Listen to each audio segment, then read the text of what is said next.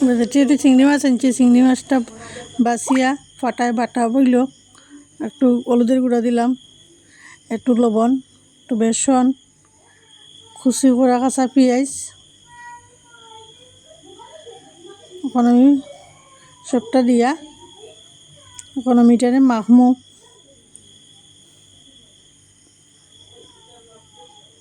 মাখাটা শেষ করিয়া কড়াইতে তেল গরম হয়ে গেছে, তেলের গুঁড়াটা দিলাম।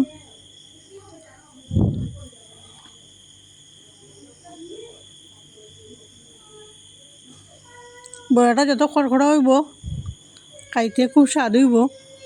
লাকড়ির চুলার বড়া এমনি খুব ভালো হয়।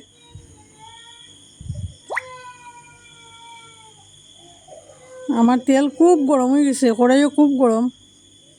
এখন কি সুন্দর নরম সফট বড়া হয়েছে। আপনারাও বানিয়ে খাইবা করো। বড়াটা বানানো শেষ।